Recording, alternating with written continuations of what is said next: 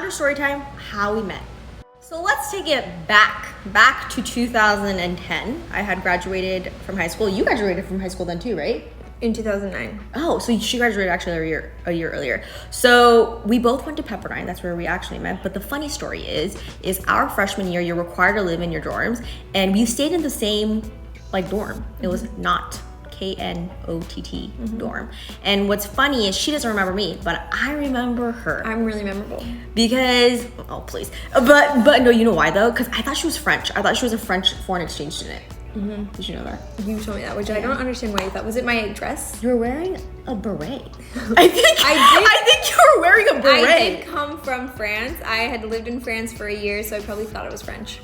But that's how we met. But we didn't get close until we started working together. No, we got close our junior year because we kept doing all these projects Oh, together. yeah, I just found in one of my boxes we did this business report, and it was you and I, and it was a 100-page report, and that's I think when we got really close because we crushed class projects together. Yeah, we kept taking the same classes because we were in the same major. And then we kind of kept ending up being partners. Yeah, we didn't really know anybody else, so we kept getting paired together. Yes. Yeah.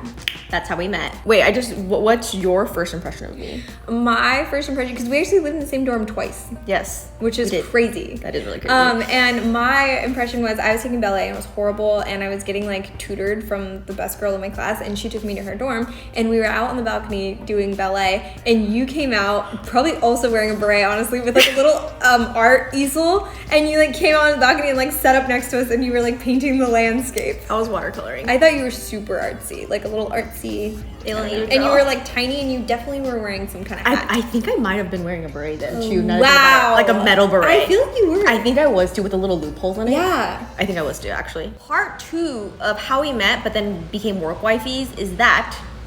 So I started doing an internship my sophomore summer, and then Sharon and I became pretty good friends my junior year, and Sharon knew all about my internship because I was always sharing with her what I was working on, having my class vote on it.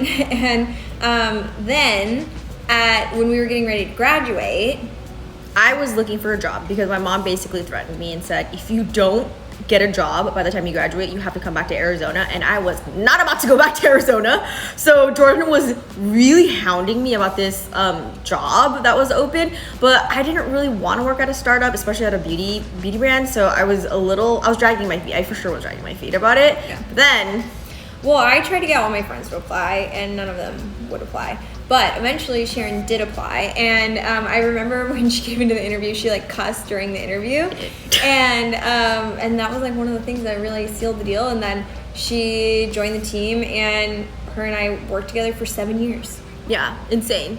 Yeah. And we did all of our adult things together. We we grew up together, you guys. Yes, we learned how to work.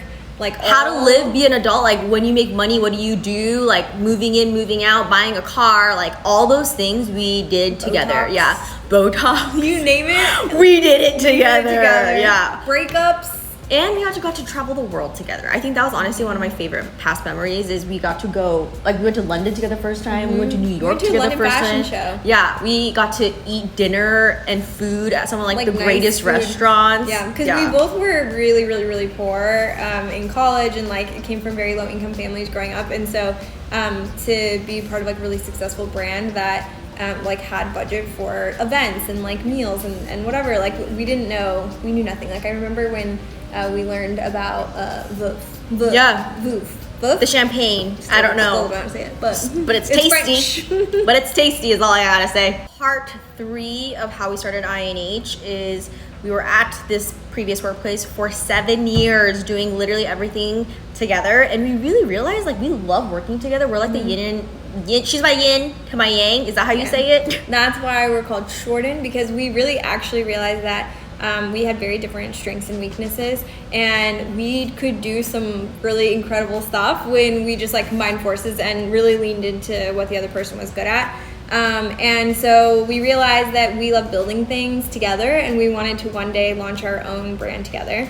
And we were always brainstorming ideas and like sending them back and forth. We had a notepad, and most of them were actually, now looking back, they were all pretty good ideas. Yeah, what like was a it? bunch of those ideas have happened. It was a furniture brand. I remember Jordan was like, I've been looking for a couch and I can't find a decent couch brand. And she was like, let's start a couch business. And I was like, girl, that sounds inventory heavy. And then the second one was Tupperware, right? No, I think was it Tupperware or purses? Was it Tupperware? I feel like it was Tupperware. Plastic? I don't know. Something we like had that. so many ideas. But I do remember things will come up now and I'll be like, I had that idea. But I feel like everybody says that. They're like, I thought of that. Did you?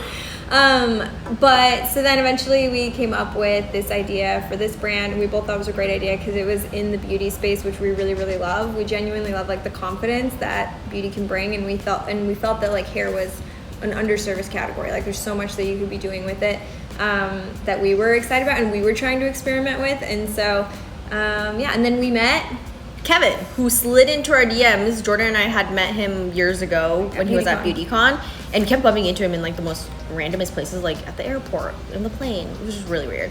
And he slid into our DMs and he was like, hey, I want to start incubating brands. What do you guys want to do together? So we had this idea, but I was really scared to share it with him because I thought he was going to steal it yeah, from she us. did. I remember she told him the idea, and then on the drive back, she was like, I shouldn't have told him. I was like, I don't think he's gonna go start a hair brand by himself. We get this question all the time, or comment all the time. Wow, they really didn't put a lot of thought into this brand name. But let us tell you a little story. This starts in 2018, and we're in the Shangri-La Hotel brainstorming our new brand name, and there were a few key criteria. And we also had like 3 different meetings about this, FYI. Yeah, like and all lots night of months to think about this. Yeah. And some of the key criteria that we were looking for in a brand name was something clever. So we wanted you to be able to like insert it into different things. And like Way, for example. They were doing like, yes, Way. Yeah. Blah, blah, blah, Way. And you can use insert name here in many different ways like that. Like insert email here, insert SMS here, insert, your actual name here, you can do so many fun things with insert name here. So check, achieved. Next, we wanted to be able to abbreviate it because at previous companies that we'd worked at, the abbreviation for the name, which is bound to happen, people do not want to be saying this like long name forever. Or even on packaging, like if the real estate is really small, the packaging, you want it to be able to fit in it. And in a previous place, if you Google that name, it was inappropriate. So we really wanted to make sure that we had a abbreviation that was unique to us. Like the Glossier G. Yes. Ding, ding, ding. But also, equally as importantly, maybe more importantly, we wanted to speak to the ethos of the brand. You get it? Insert name here. You could be whoever you want to be. Hi, I'm Mia. Insert name here. That's why all of our products are named after people, because you can be whoever you want to be. Insert name here. Bow, bow, bow, bow.